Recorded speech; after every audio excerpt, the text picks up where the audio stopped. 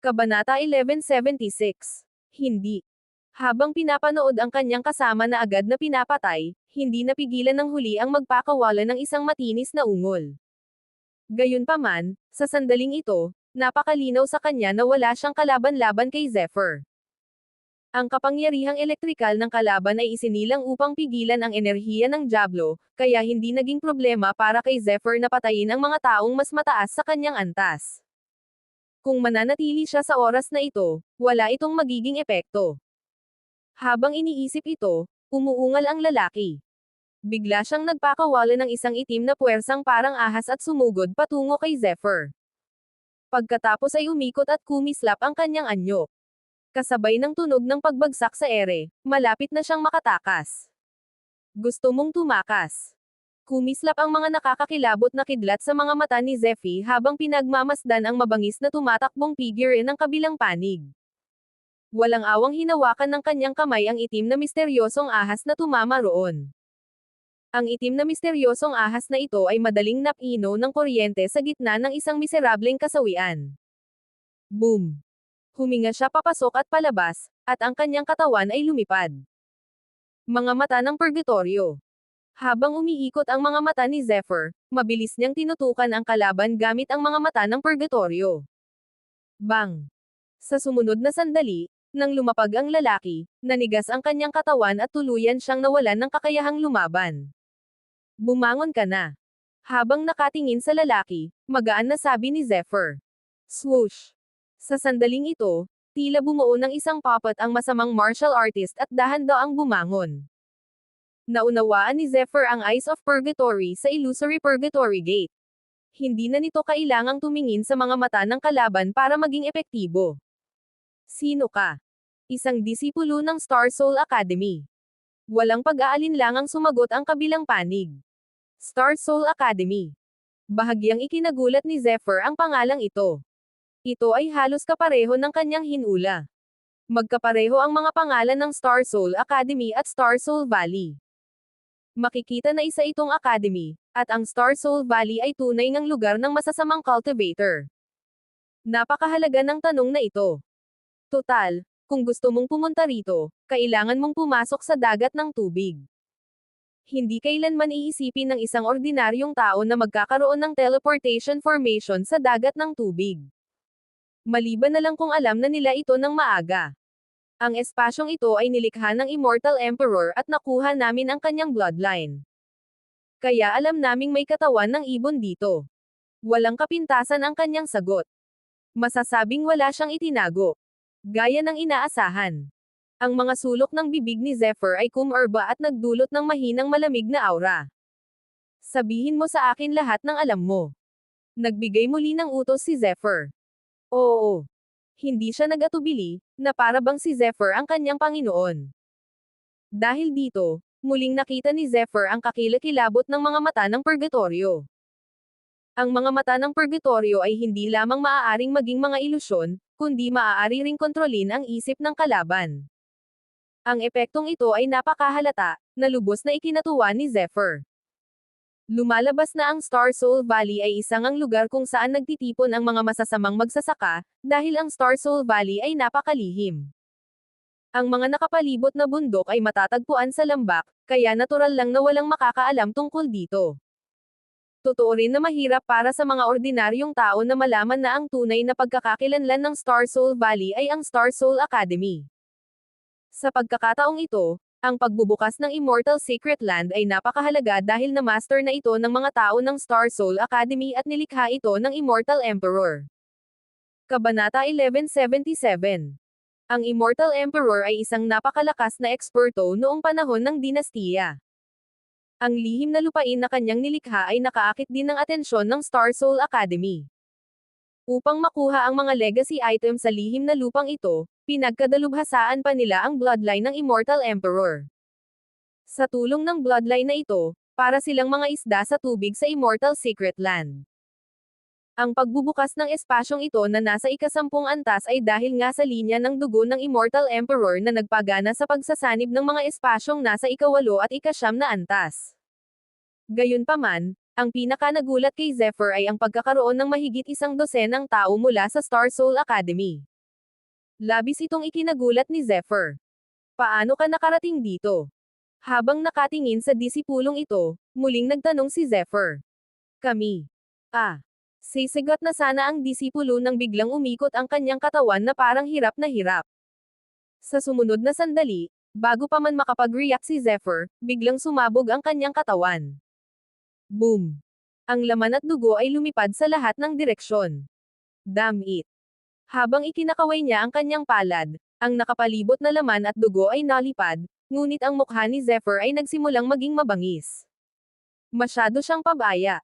Karamihan sa mga masasamang tagapagsaka ay malulupit na tao, at tiyak na mayroon silang ipinagbabawal. Kapag nahawakan sila, tiyak na susunugan nila ang isa't isa. Ang pakiramdam. Habang galit pa rin si Zephyr, isang mahabang sigaw ang biglang nagmula sa likuran niya. Doon, dahan-daang nanginig ang katawan ng Nine Netherbird. Zephyr, bilisan mo at ipadala mo ang Divine Stone of Origin. Hindi na ako makapaghintay pa. Maaapura ang boses ng Nine Netherbird. Okay. Sa sandaling ito, walang oras si Zephyr para mag-alala tungkol sa lalaking ito. Mabilis niyang itinaas ang kanyang kamay at itinapon ang Divine Stone of Origin. Whir! Sa paglitaw ng isang itim na apoy, ang Divine Stone of Origin ay agad na pinino at naging isang kristal na natutunaw na bagay.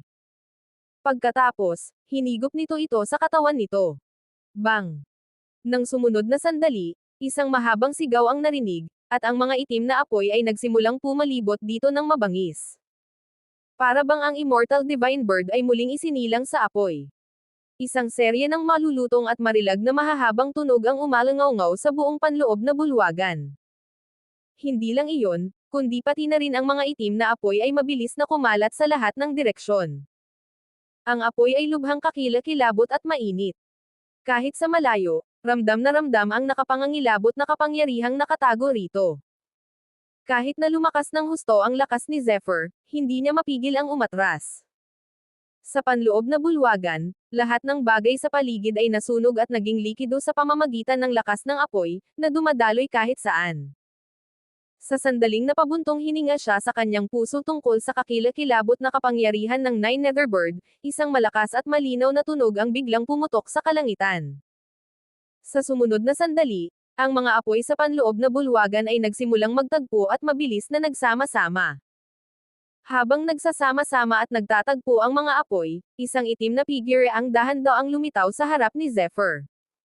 Ngunit nang makita niya ang figurang ito ay ang Nine Netherbird. Sa wakas ay nakalabas na ako. Kasunod ng malinaw na tunog, malinaw na naramdaman ni Zephyr ang dalawang matalas na aura na parang espada na unti-unting kumakapit sa kanyang katawan. Kabanata 1178. Nandyan na. Dalawang maliwanag na sinag ang dahan-daang lumitaw sa oras na ito. Gayunpaman, isang nakakatakot na aura ang nagsimulang lumabas ng walang prinsipyo at sumabog mula sa manipis na hangin. Ang mga guhit ng nagngangalit na apoy ay naging isang walang kapantay na banal na kapangyarihan at mabilis na lumipad pataas. Saan man ito magpunta, namumulaklak ang mga itim na apoy sa sandaling ito, patuloy na nagbabago na may mapang-ipang aura. Sa loob ng apoy, isang eleganteng figure ang dahan-daang nagtaas ng mga pakpak sa katawan nito. Ang nagliliyab na pulang malademonyo nitong mga mata ay naglalabas ng mga tipak ng apoy na may dalang nakamamatay na aura. Sa sandaling ito, ang Nine Netherbird ay tunay na nabuhay muli. Napakalinaw ng mapanganib na aura na para bang malapit na itong maubos sa isang iglap. Habang nakatingin sa Nine Netherbird, ramdam ni Zephyr ang pabago-bagong kamatayan na dumadaloy mula rito. Ito ay isang uri ng aura na nakakawasak ng mundo, na may init ng karahasan at apoy, na patuloy na pumapailan lang. Matandang Angus, akala mo hindi ko kayang pagsamahin ang katawan ko balang araw. Kasabay ng pagbulong ng Nine Netherbird, dahan-daang tumingin ang Nine Netherbird kay Zephyr. Bro, maraming salamat talaga sa pagkakataong ito. Hindi mo na kailangang magpasalamat. Marami na rin akong nakuhang benepisyo mula sa iyo. Sabi ni Zephyr nang may bahagyang ngiti. Humph. Gusto na talaga kitang patayin ngayon lang. Hindi ako kailanman nagtiwala sa inyong mga tao mula sa kaibuturan ng aking puso. Gayunpaman, ngayon, balak ko pa ring magtiwala muli sa inyo. Mula sa mga salita ng Nine Netherbird, mararamdaman ng isa na nakaranas ito ng malaking kawalan mula sa mga tao. Kung ganoon, dapat akong makaramdam ng karangalan. May bahagyang mapait na ngiti sa mukha ni Zephyr. Dapat ikaw. Ikaw ang dapat ituring na huling taong pinagkakatiwalaan ko. Sa pagtingin kay Zephyr, isang mahinang sinag ng Diyos ang kumislap sa malademonyong mga mata ng Nine Netherbird. Sa sinag ng Diyos na ito, naramdaman ni Zephyr na ito ay isang uri ng kinang na kumakatawan sa pagkilala. Ngayon, kailangan na nating bilisan. Ang lugar na ito ay nilikha ng matandang magnanakaw na walang kamatayan. Ibig sabihin, natural na magbibigay siya ng maraming kaganhawahan para sa sarili niyang bloodline. Naramdaman ko rin ang laban sa pagitan mo at ng demonic cultivator kanina. Mukhang tama ang hula natin. Talagang may bloodline ng matandang walang kamatayang magnanakaw na lumilitaw sa lugar na ito. Marahang tumanggo si Zephyr. Ito ay isang positibong sagot mula sa mga devil cultivator. Malinaw na ang bloodline ng Immortal Emperor ang nagbukas ng espasyong ito na nasa ikasampung antas sa oras na ito. Sa madaling salita, kailangan nilang magmadali sa oras na ito. Bilang angkan ng Immortal Emperor, ang alam niya ay tiyak na lampas sa imahinasyon ni Zephyr. Ito lamang ay mas kapakipakinabang kaysa sa sino man sa Immortal Secret Land. Humph, hindi naman masama ang plano ng matandang bastos ito, pero napabayan niya ang pag-iral ko. Itinaas ng Nine Netherbird ang ulo nito at dahan-daang sinabi. Anong ibig mong sabihin? Habang nakatingin sa Nine Netherbird, naramdaman ni Zephyr na tila may naisip ito. Bagamat nawalan na ako ng masyadong maraming kapangyarihan dahil sa paglipas ng panahon, mas malakas pa rin ako kaysa sa mga ordinaryong tao. Sa tulong ko, mahahanap mo ang lahat ng kanyang kayamanan bago pa man ang sinuman. Kabanata 1179. Buong pagmamalaking itinaas ng Nine Netherbird ang ulo nito. Ang pagmamalaki nitong ekspresyon ay halatang nagpapakita na ito ay labis na nasa sabik sa oras na ito. Tara na. Bilisan natin at pumunta sa isang lugar. Nang makita ang kaina hinalang tingin ni Zephyr biglang kumislap ang mga mata ng Nine Netherbird na may mahinang tusong tingin. Ang lugar na ito ay may katawan ng isang nahulog na tunay na dragon. Pagkasabi niya nito, biglang bumilis ang tibok ng puso ni Zephyr. Katawan ng dragon. Tama, isang tunay na katawan ng dragon. Tumanggo ng may katiyakan ang Nine Netherbird at saka muling nagsalita. Kung tama ang hula ko, ang katawan ng tunay na dragon na ito ay inihanda rin para sa walang hanggang inapo ng matandang magnanakaw na ito. Ang katawan ng tunay na dragon ay medyo bihira sa tribo ng dragon noong panahon ng dinastiya. Kahit na matapos ang mahabang panahon, mananatili pa rin ito. Kaya naman, dapat nating agawin ang katawan ng tunay na dragon na ito bago iyon. Kung iba pa iyon, natural na wala nang pakialam si Zephyr, pero tiyak na hindi niya bibitawan ang pisikal na katawan ng tunay na dragon. Sa sandaling ito, ang siyam na kaliskis ng dragon sa kanyang katawan ay umabot na sa tugatog nito. Hanggat bibigyan siya ng pagkakataon, maaari niyang maabot ang antas ng 10 kaliskis ng dragon at maabot ang kaharian ng 10 pagkakaisa. Gayunpaman, napakahirap talagang maabot ang kaharian ng 10 pagkakaisa. Gayunpaman, sa pisikal na katawan ng dragon na ito, sapat na ito upang maabot niya ang isang kamangha-manghang antas. Hindi imposible para sa kanya na maabot man lang ang kaharian ng pagkakaisa. Tiyak si Zephyr na kung maaabot niya ang kaharian ng pagkakaisa, makakalaban niya kahit na makatagpo siya ng isang eksperto sa antas ng emperador na may mana ni Leho. Saan tayo pupunta? Habang nakatingin sa Nine Netherbird, nagtanong si Zephyr sa malalim na boses. Hihi. Hindi ito kalayuan sa malaking libingan na ito. Noon, tiyak na maling desisyon para sa matandang magnanakaw na walang kamatayan na selyuhan ang aking katawan at kaluluwa. Ito rin ang dahilan kung bakit nagkaroon ako ng malawak na pag-unawa sa kanyang lihim na lupain ng immortalidad. Noon, inilagay ng matandang magnanakaw na walang kamatayan ang lahat ng kayamanang ito sa iba't ibang lugar, tulad ng aking pisikal na katawan. Ang pisikal na katawan ng tunay na dragon na ito ay hindi kalayuan sa malaking libingan na ito. Kailangan nating magmadali at hanapin ito. Kahit si Zephyr ay hindi makakalma sa harap ng katawan ng tunay na dragon. Alam na alam niya na sa oras na ito, Kung hindi niya gagamitin ng husto ang oras, maaaring matagpuan ng masasamang tagapagsaka ang tunay na katawan ng dragon. Walang sino man ang mas nakakaalam tungkol sa kahalagahan ng katawan ng tunay na dragon kaysa sa kanya. Swoosh! Kasabay ng kakaibang tunog, dahan-daang lumiit ang katawan ng Nine Netherbird na kasing laki ng palad at mabilis na tumayo sa balikat ni Zephyr. Tara na! Inutusan ng Nine Netherbird si Zephyr sa malalim na boses. Buzz! Nang sumunod na sandali, isang tunog ng pagkapunit ang narinig. Bigla, may isang kamangha-manghang tunog ng pagkapunit sa void. Boom!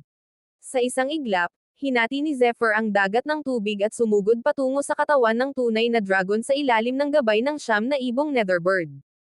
Bagamat hindi pa nakakabawi ang lakas ng Nine Netherbird sa tugatog nito, matagal na rin naman pala.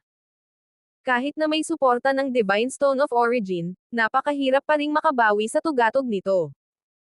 Gayunpaman, kahit na ang Nine Netherbird ay mayroon lamang mga 20 hanggang 30% ng kapangyarihan nito sa tugatog nito, hindi magiging mahirap na harapin ang isang ordinaryong eksperto sa antas ng emperador. Kabanata 1180. Kaya naman, si Zephyr ay puno ng kumpiyansa sa sandaling iyon. Sa kislap ng figure, agad na gumalaw si Zephyr pagkatapos niyang lumabas sa dagat ng tubig. Sa sandaling ito, ang espasyo sa ika-10 antas ay puno ng walang katapusang kayamanan. Kahit na ang Nine Netherbird ay sumanib na sa katawan nito, wala pa ring ganap na garantiya sa alaala nito. Inabot ng halos isang araw bago nakarating si Zephyr sa kanyang destinasyon sa ilalim ng patnubay ng Nine Netherbird. Ito ay isang walang kapantay na ordinaryong lugar kung saan nakatambak ang mga bato. Sa lugar na ito, sunod-sunod na umiikot ang mga higanteng bato. Kung ikukumpara sa ibang mga lugar, ang lugar na ito ay mukhang walang kapantay na karaniwan. Pero kung talagang itinuring niya ang lugar na ito bilang isang ordinaryong lugar, tiyak na isa itong pagkakamali. Sa lugar na ito, na napapalibutan ng mga bundok, malinaw na isa itong lambak. Paminsan-minsan, may mga batis ng tubig na lumilitaw sa paligid nito. Ang mga lawa ng tubig na ito ay umiikot sa iba't ibang kulay ng liwanag, at paminsan-minsan, makikita ang walang katapusang sinag ng Diyos na gumagalaw.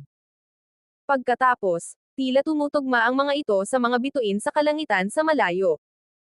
Ang mga sinag ng bituin ay hindi mapapansin sa araw, ngunit sa gabi, sapat na upang makita ang mga liwanag ng bituin na bumubuo ng isang banal na haligi sa mga lawa ng tubig na ito. Malinaw na ang mga lawa ng tubig na ito ay pino lahat ng asensya ng araw at buwan. Kung hihigop ka man, ito ay magiging lubhang kapaki-pakinabang. Natural lang, hindi babaliwalay ni Mitban ang napakalaking benepisyo nito.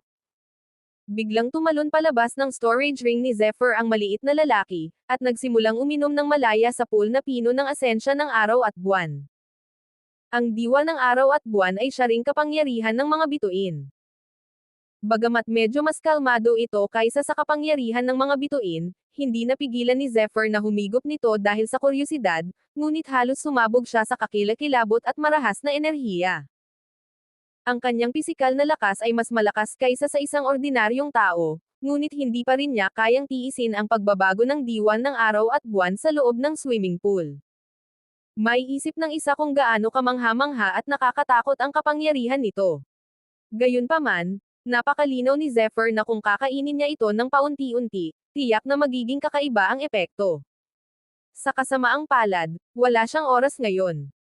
Bagamat tila isang lihim na lugar ang lugar na ito, magkakaroon sana siya ng oras para pinuhin ang kanyang katawan sa pool na ito kung hindi lang dahil sa bloodline ng Immortal Emperor. Gayunpaman, ngayong lumitaw na ang bloodline ng Immortal Emperor, hindi na siya nang ahas na magpabeya. Matapos mabilis na makolekta ang mahigit kalahati ng tubig sa pool, muling naglakad si Zephyr patungo sa lambak. Ito ang lugar. Di nagtagal, sa pamumuno ng siyam na ibong Nether, muling sumulong si Zephyr at nakarating sa kailaliman ng isang bundok. Napakalihim ng lugar na ito. Kung hindi dinala ng Nine Netherbird si Zephyr dito, tiyak na hindi niya maiisip ang lugar na ito. Sa lugar na ito, nagkalat ang iba't ibang kulay ng liwanag. Ang mga guhit ng mga dagandong na parang kulog ay parang mga kulog. Lahat ng uri ng sinag ay nagningning ng maningning, umaagos ng may kaningningan, na umaalog sa langit sa itaas at lupa sa ibaba. Sa kaibuturan ng ungol ng dragon, walang kakulangan ng malalakas na aura. Parang isang tunay na dragon na lumil-unok at humihinga ng palabas, na may di magapi at kakilakilabot na aura na dumadaloy. Ang enerhiyang mahalaga ay tumaas ng husto at ang kapangyarihan ng dragon ay nagngangalit. Paminsan-minsan, ang mga anino ng dragon ay kikislap at ang kanyang mga kuko ng dragon ay seseklo sa radius na 10,000 metro, na dumudurog sa isang piraso ng lupa.